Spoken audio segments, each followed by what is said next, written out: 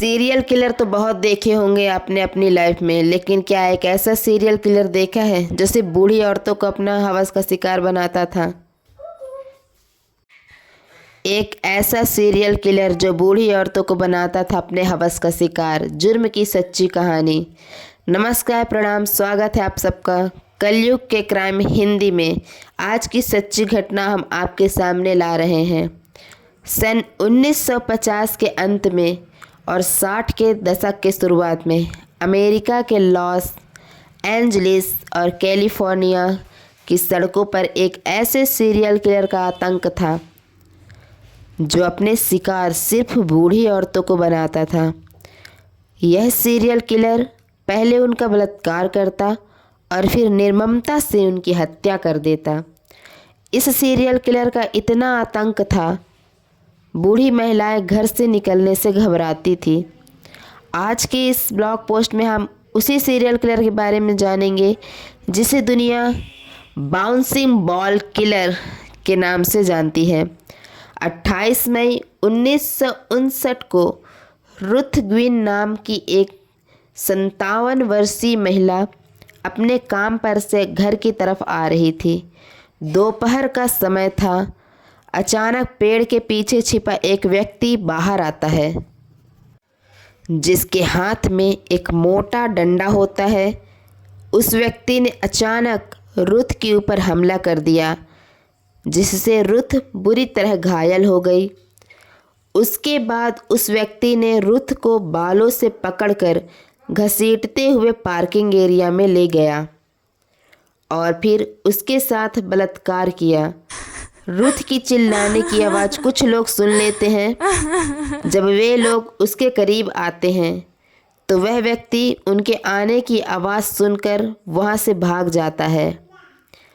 Ruth को hospital ले जाया गया मगर कुछ समय बाद उसने दम तोड़ दिया। रुथ के ऊपर 7 साल पहले भी हमला हुआ था। जब वह किसी काम से बाहर जा रही थी तो एक कार में सवार व्यक्ति ने उसे जबरन अंदर बैठाने की कोशिश की थी।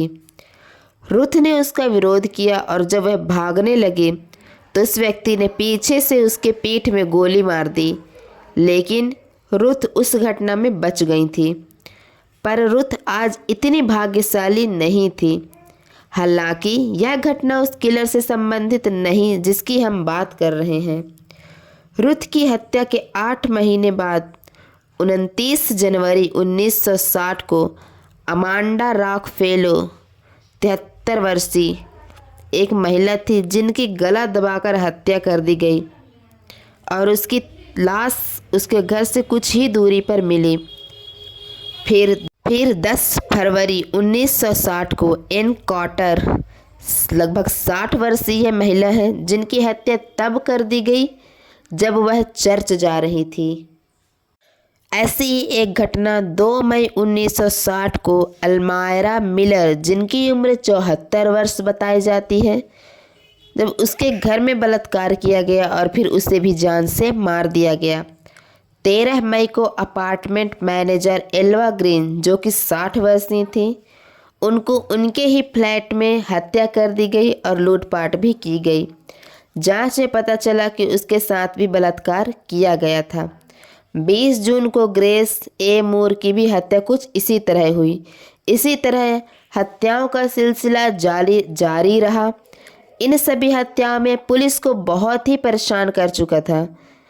उनके ऊपर दबाव लगातार बढ़ता जा रहा था, लेकिन उनके पास हत्यारे से जुड़ा कोई भी सबूत नहीं था। इसी बीच 26 जनवरी 1960 को एक और हत्या हो गई। हत्या हुई थी मर्सिडीज लैंगरोन जो कि 72 वर्षीय थी। उनके ही घर में उनका बलात्कार किया गया और फिर चादर से गला दबाकर उनकी हत्या कर दी गई। लेकिन इस बार हत्यारा स्पष्ट रूप से देखा गया। मर्सिडीज की सहेली और room partner Adela Williams store से काम खत्म करके घर आई तो एक व्यक्ति को उसके अपार्टमेंट से बाहर आते देखा। वह व्यक्ति एक श्वेत था जिसकी लंबाई 8 फीट के आसपास थी। वजन लगभग 70 केजी रहा होगा। काले कलर का धूप का चश्मा पहने हुए था और एक सफ़ेद कलर की गेंद उछाल रहा था। कातिल की हुलिया के बारे में मीडिया में जब बात पहुंची तो यहीं से उसका नाम पड़ा, the bouncing ball killer. Police ने उस व्यक्ति की स्केच बनवाया और शहर में जगह जगह चस्पा करवा दिए।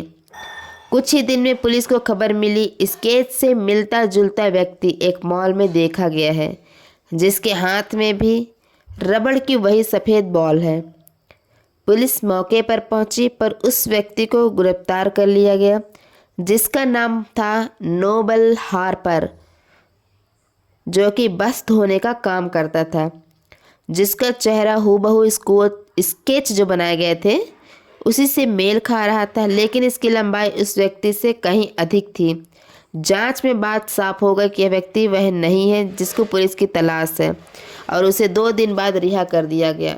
हालांकि इस मामले में अभी खबर यह भी है कि उसको रिहा करने के बाद बहुत बवाल हुआ था। हालांकि 10 जुलाई को सैन डियागो में एक राजमिस्त्री को गिरफ्तार किया गया, जिसकी शक्ल स्केच वाले व्यक्ति से हूबहू मिलती थी। उसके जूते भी उस व्यक्ति से मेल खा रहे थे, जिसके बारे में एडेला विलियम्स ने पुलिस को बताया था। लेकिन इस व्यक्ति के खिलाफ भी कोई ठोस सबूत नहीं मिला, जिसके कारण उसे भी छोड़ना पड़ा। कुछ दिन बाद किसी कॉलेज के अपार्टमेंट में एक महिला के चिल्लाने की आवाज़ सुनी गई, जिसके तुरंत बाद पुलिस को सूचना दिया गया। जब पुलिस मौके पर पहुंची तो रिमांड वार्ड क्लेम्स, जिसकी उम्र लगभग 35 वर्ष थी, वह व्यक्ति को उसी जगह पर अपनी गाड़ी में बैठते हुए देखा गया। पुलिस ने उसे गिरफ्तार कर लिया और आसपास की जगहों की तलाशी ली गई तो नीना टी थेरोन लगभग 19 वर्ष की थी। यह महिला की पुलिस को इसकी लाश मिली, जिसकी हत्या गला दबाकर की गई थी।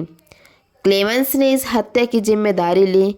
क्लेमेंस ने पुलिस को बताया नीना को उसने अपने कार में लिफ्ट दिया था और उसे बताया कि वही बाउंसिंग बॉल किलर है। पुलिस को जब अहम सुराग मिल चुका था, उन्होंने क्लेमेंस का पॉलीग्राफ टेस्ट लेने का फैसला किया। इसमें पुलिस नीना की हत्या की बात कबूली, लेकिन बाउंसिंग बॉल किलर वाली बात उसने झूठ बोली थी। नीना के कत्ल का दोष क्लेमेंस के ऊपर लगा और उसे उम्र कैद की सज़ा मिली। लेकिन पुलिस को जिस सीरियल किलर की तलाश थी वह अभी भी उनकी गिरफ्त से बहुत दूर था। संदेह के आधार पर कुछ और व्यक्तियों को गिरफ्तार किया गया, लेकिन सबूतों की कमी के कारण उन्हें भी छोड़ना पड़ा। समय के साथ हत्याएं कम होती गई और धीरे धीरे लोगों के जहन में यह किलर उतरता गया। आज भी यह रहस्य बना हुआ है कि द बाउंसिंग बॉल किलर था कौन। धन्यवाद।